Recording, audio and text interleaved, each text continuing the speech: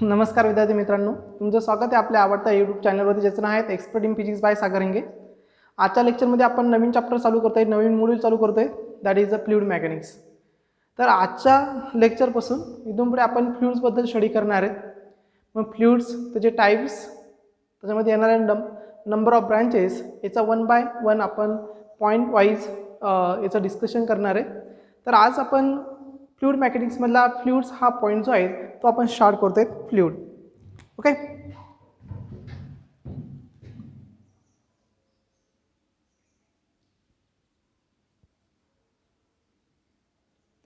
आता बघा, in 11th class we discuss the concept of that is a mechanical properties in solids. म्हणजे तुम्ही 11वीच्या क्लासमध्ये मेकॅनिकल प्रॉपर्टीज ऑफ सॉलिड्स, तिथं सॉलिडचा study केलात.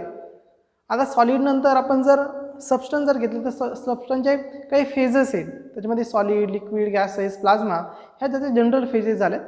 तर त्यापैकी जी सॉलिड फेज होती त्या सॉलिड फेजचा तुम्ही त्याच्या मेकॅनिकल प्रॉपर्टीचा तुम्ही डिटेलमध्ये स्टडी 11th क्लासमध्ये केला. तिथं आपण इलॅस्टिसिटी हा फेनॉमिना डिस्कस केला. मग इलॅस्टिसिटीमध्ये longitudinal stress, tensile stress, shear stress, okay, हा फेनॉमिना.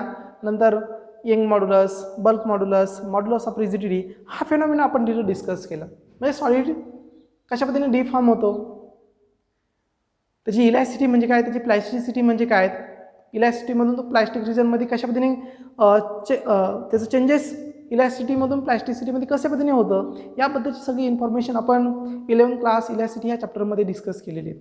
आता याच्यानंतर आपल्याला पुढचं जे चॅप्टर होतं, म्हणजे तुम्ही जर 12चं जे चॅप्टर जर बघितलं तर त्या चॅप्टरचं नाव आहे mechanical properties in liquids, okay. आता मेकॅनिकल प्रॉपर्टीज इन लिक्विड्स किंवा मेकॅनिकल प्रॉपर्टीज इन फ्लुइड जर म्हटलं तर आपल्याला अगोदर फ्लुइड्स म्हणजे काय हे समजून घेणं गरजेचं आहे. मग आपण सुरुवातीला याची डेफिनेशन बघूयात की फ्लुइड्स कशाला म्हणायचं.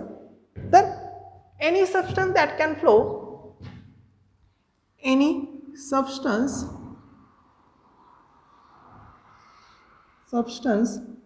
that can flow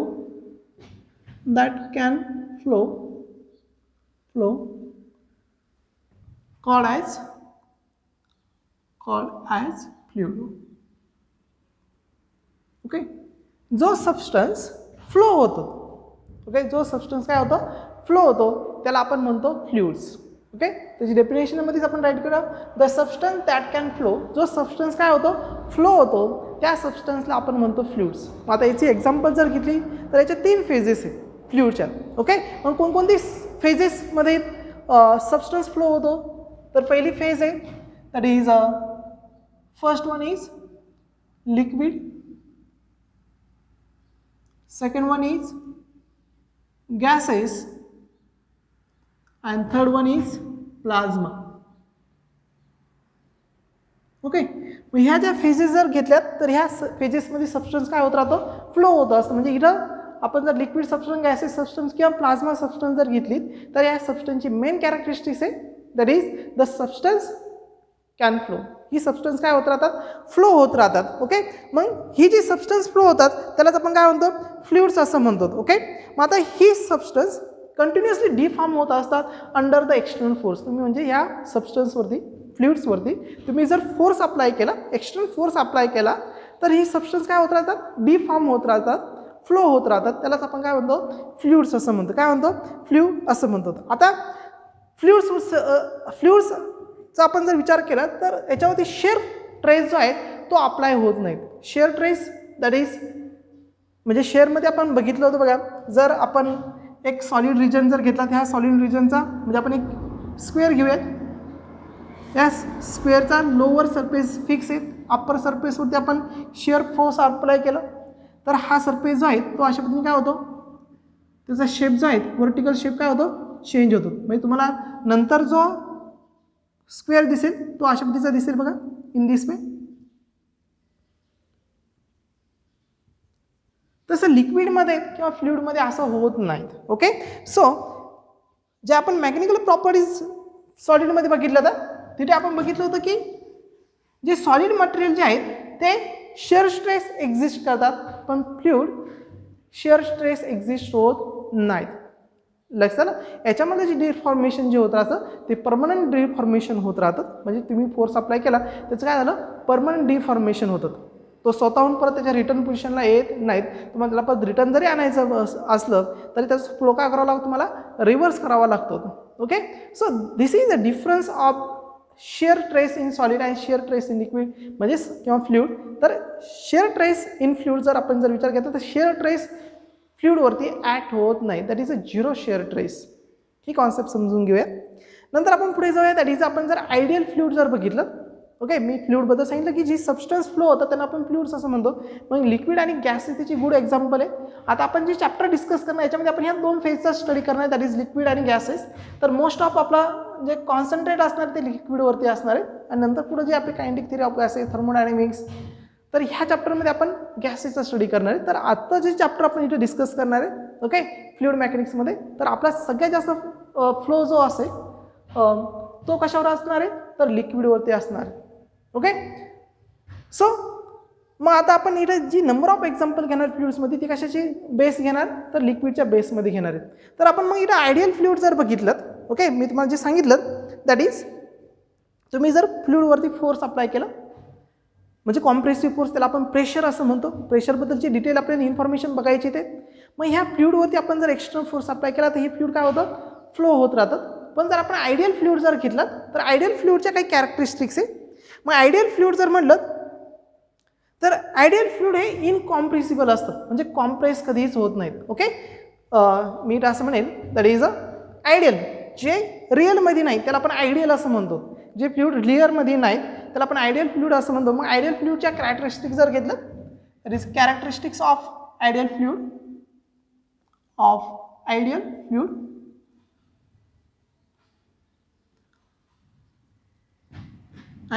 fluid. मग फर्स्ट कॅरेक्टरिस्टिक्स आहे it is incompressible. Okay, it is incompressible.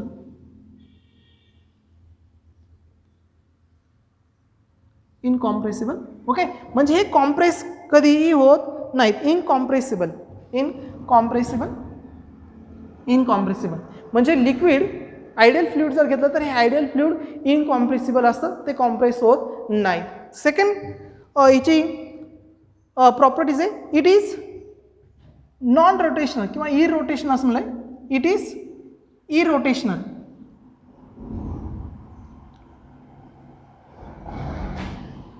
Irrotational म्हणजे याच्यामध्ये जे डिफॉर्मेशन होतं हे परमनंट डिफॉर्मेशन होतं. म्हणजे हे जे फ्लुइड जे आहेत आयडियल फ्लुइड हे याचा जो पाथ आहे तो रिटर्न येत नाहीत, म्हणजे इरोटेट होत नाहीत. So it is called as it is irrotational. Okay, तो रोटेट होत नाही, इरोटेशनल. रोटेशनच्या अपोजिट इरोटेशनल. थर्ड कॅरेक्टरिस्टिक्स याची that is very important, it is a non viscous. Third one, it is non viscous.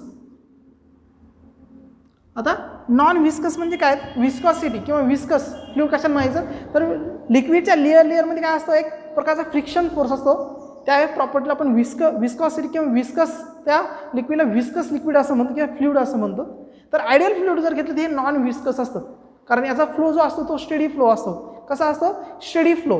याच्यामध्ये तुम्हाला टर्बोलाइन फ्लो मिळणार नाही. याच्यामध्ये तुम्हाला काय मिळेल, फक्त लॅमिनार फ्लो मिळेल, स्टेडी फ्लो मिळेल. म्हणजेच लिक्विडची प्रत्येक पॉईंटला व्हेलॉसिटी कशी असेल, कॉन्स्टंट असेल. ज्यावेळेस लिक्विड फ्लो होत राहील त्यावेळेस फ्लो होत असताना त्याच्या प्रत्येक पॉईंटला व्हेलॉसिटी कशी राहील, कॉन्स्टंट राहील. That is the property, that is the ideal fluid it is non viscous.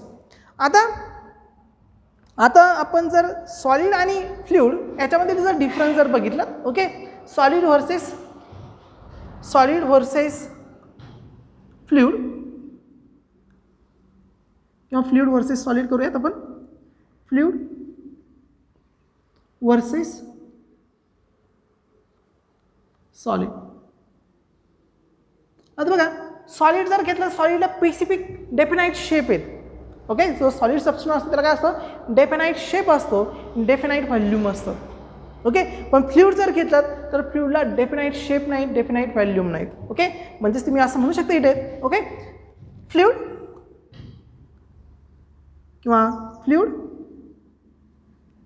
Does not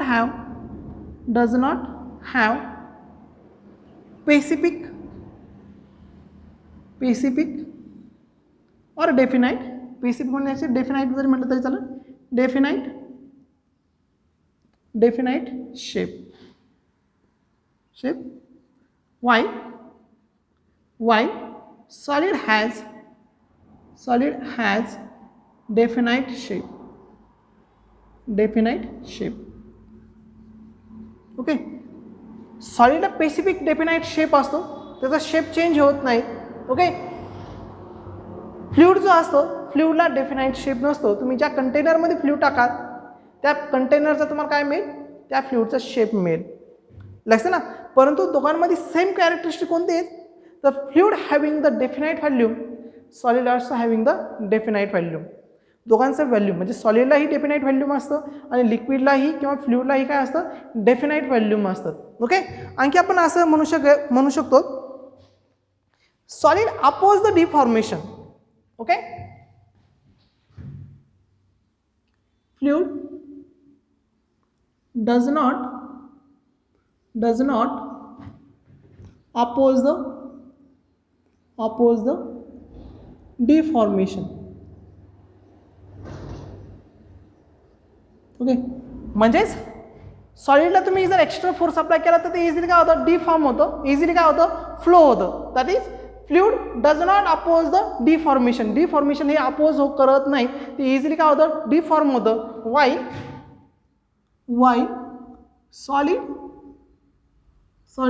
oppose the deformation. Okay. Solid काय करतं, ट्रेस हा फेनोमेना बघितला. Internal restoring force per unit area. Internal restoring force म्हणजे तुम्ही जर external force apply केला तर त्या सॉलिडमधला इंटरनल फोर्स काय करतो, एक्सटर्नल फोर्सला अपोज करतो. म्हणजे डिफॉर्मेशन इझिली होऊन देत नाहीत. तसं लिक्विडमध्ये नाही, सॉरी फ्लुइडमध्ये नाही किंवा लिक्विडमध्ये ती प्रॉपर्टी मिळत नाही. लिक्विड काय करतं, इझिली डिफॉर्म होतं. Okay. While solid oppose the deformation. Third, the intermolecular force in solid किंवा the intermolecular force in fluid is weaker compared to solid. म्हणजे सॉलिडचा जो इंटर ॲटॉमिक फोर्स आहे किंवा इंटरमॉलिक्युलर जो फोर्स आहे तो लिक्विड किंवा फ्लुइडपेक्षा कसा आहे, लार्ज आहे. So the intermolecular force in fluid is weaker compare to the solid. सॉलिडपेक्षा याचा जो इंटरमॉलिक्युलर फोर्स जो आहे तो कसा असतो, वीकर असतो. आता फोर्थ आपण डिफरन्स बघूयात. The ability, fluid having the ability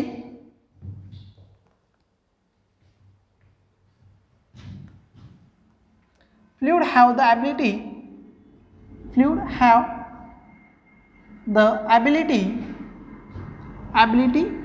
of flow.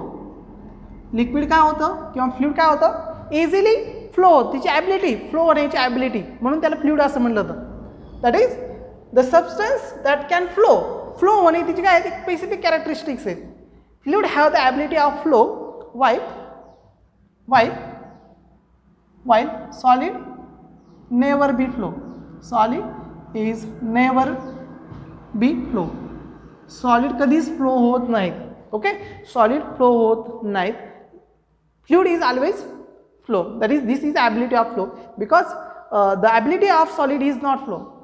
सॉलिडची ॲबिलिटीच नाही फ्लो होण्याची. ओके. तशी फ्लुइडची काय आहे, ॲबिलिटी ऑफ फ्लो. नंतर फ्लुइडची ability to take the shape of container. म्हणजे तुम्ही ज्या कंटेनरमध्ये फ्लुइड ॲड करणार आहे त्या कंटेनरचा शेप कशाला मिळेल, तुम्हाला फ्लुइडला मिळेल.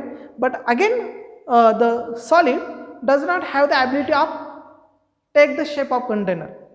लक्षात ना. तर फ्लुइडकडे ही ॲबिलिटी काय, तुम्ही ज्या कंटेनरमध्ये टाकाल त्या कंटेनरचं त्याला काय मिळेल, शेप मिळेल. परंतु तुम्ही सॉलिड कोणत्याही कंटेनरमध्ये टाकलं तर त्या कंटेनरचा त्याला शेप बसत नाहीत. कारण का, सॉलिड हॅज द स्पेसिफिक और definite shape. Liquid does not किंवा fluid does not have the definite shape. So this is the difference between fluid and solid. आता हा फ्लुइड जो आहे तो आपल्याला याच्यामध्ये डिटेलमध्ये डिस्कस करायचा. ओके, मग आपण जर बघितलं तर ब्रांचेस ऑफ फ्लुइड, मग आपण इथं फ्लुइडच्या ब्रांचेस जर बघितल्यात तर हाऊ मेनी ब्रांचेस ऑफ फ्लुइडच्या किती नंबर ऑफ ब्रांचेस आहेत ते आपण आता याच्यामध्ये डिस्कस करणार. तर ब्रांचेस ऑफ फ्लुइड्स काय डिस्कस करायचं आता आपल्याला, ब्रांचेस ऑफ फ्लुइड्स. तर पहिली ब्रांच आहे that is hydrostatic fluid. Okay, which branch? That is hydrostatics. And second one, hydrodynamics fluid. Hydrodynamic. Okay, hydrodynamic fluid.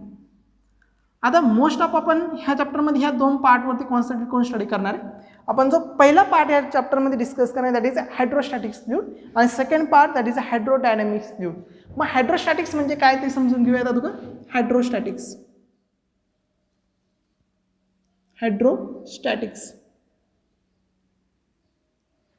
The branch of fluids,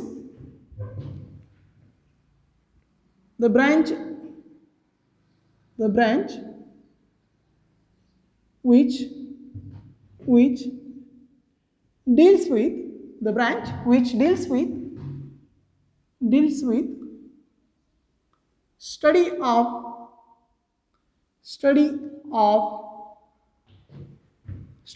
fluid at rest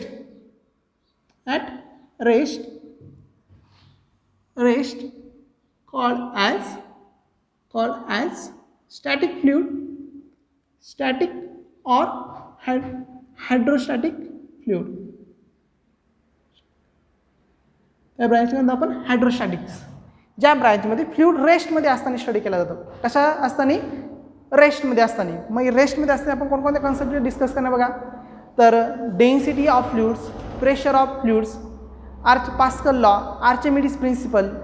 okay, तर हा सगळा phenomena जो आहे तो आपण लिक्विड रेस्टमध्ये असताना डिस्कस करणार आहे. ओके, इथं कोणकोणत्या ब्रांचेस स्टडी करणार आपण. ओके, स्टडी ऑफ हायड्रोस्टॅटिक्समध्ये concept of pressure, second concept of density, third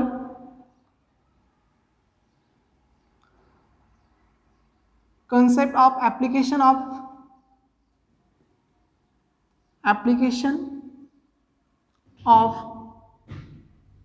pressure, fourth Pascal law and Archimedes principle. Okay, तर एवढ्या पार्ट्स आपण ह्या टॉपिक्समध्ये स्टडी करतो दॅट इज हायड्रोस्टॅटिक्स. याच्यामध्ये आणखी एक महत्त्वाची ब्रांच येते दॅट इज सरफेस टेन्शन.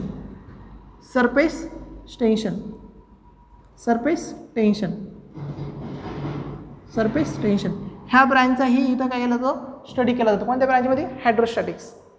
मग concept of pressure, concept of density, concept of application of pressure, Pascal law, Archimedes principle and surface tension. ह्या 5 ब्रांचचा आपण कशामध्ये स्टडी करतो, हायड्रोस्टॅटिक्समध्ये. कशामध्ये स्टडी करतो, हायड्रोस्टॅटिक्समध्ये. आता याची सेकंड ब्रांच आहे दॅट इज हायड्रोडायनॅमिक्स. ओके, हायड्रोडायनॅमिक्स.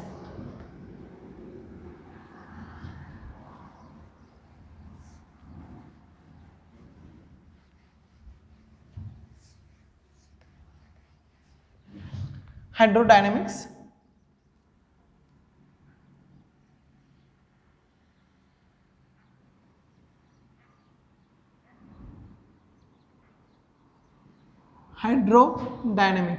आता याच्यामधलं dynamics means study of motion.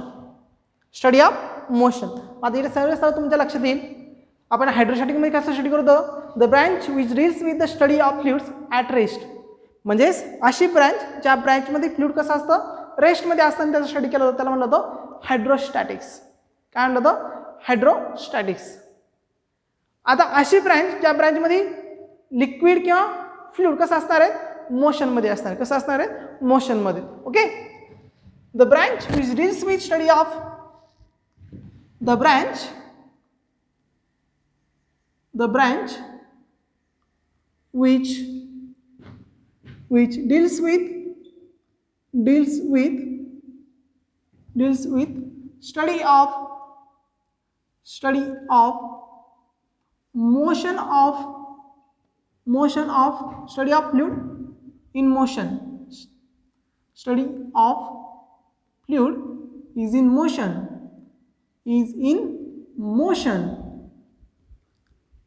Fluid कशामध्ये असताना, मोशन मध्ये असताना. The branch which deals with the study of fluids is in motion called as हायड्रोडायनॅमिक्स.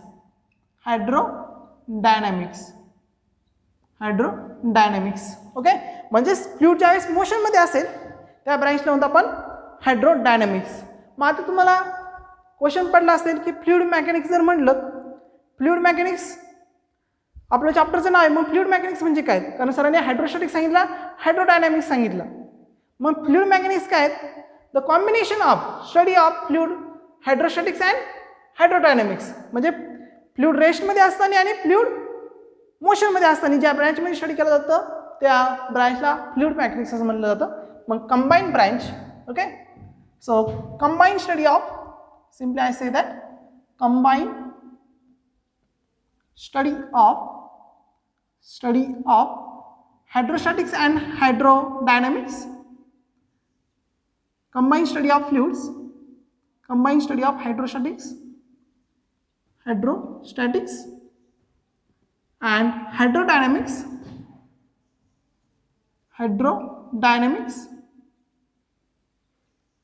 called as fluid mechanics. मग आता हायड्रोडायनॅमिक्समध्ये आपण कसं स्टडी करणार बघा. हायड्रोडायनॅमिक्समध्ये आपण इक्वेशन ऑफ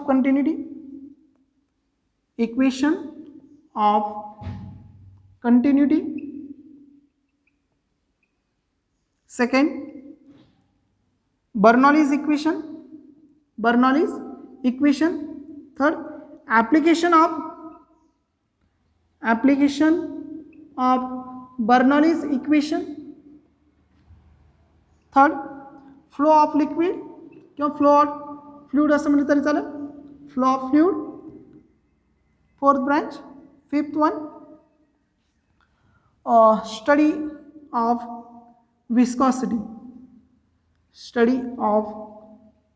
viscosity. ओके.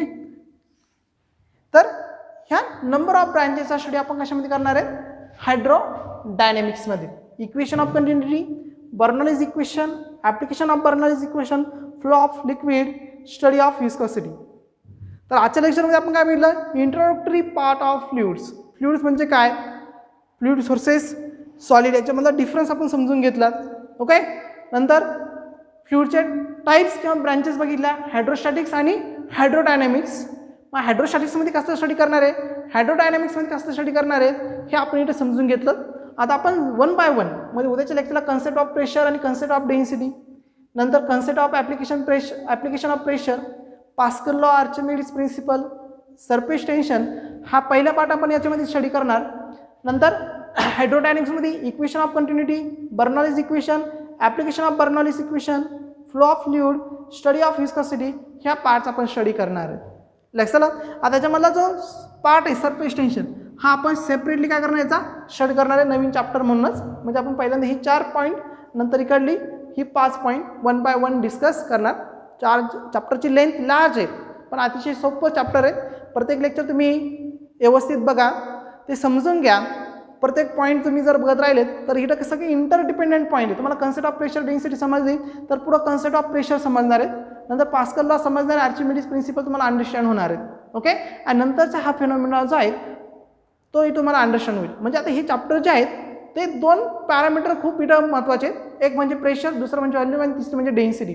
ह्या 3 पॅरामीटरवरतीच हे चॅप्टर काय आहे, याचं चॅप्टरचं बेस आहे. म्हणजे हा बेस तुमचा प्रेशर डेन्सिटी व्हॅल्यूम हा बेस जर तुमचा क्लिअर जर असेल तर हे चॅप्टर समजायला काही अडचण येणार नाही. ह्या चॅप्टरवरती तुम्हाला जवळजवळ 4 ते 5 क्वेश्चन विचारले जातात तुमच्या नीट एक्झामला. तर according to NEET exam this is very important chapters. Okay, तर उद्यापासून मग आपण ह्या चॅप्टरचे concept of pressure, concept of density ह्या पॉईंट आपण स्टार्ट करणार आहेत. आजचं लेक्चर आपण इथंच थांबवत आहेत. पुढच्या लेक्चरमध्ये भेटूयात. That is concept of pressure आणि कन्सेप्ट ऑफ डेन्सिटी. ओके, तर आजचं लेक्चर इथंच थांबवत आहे. थँक्यू.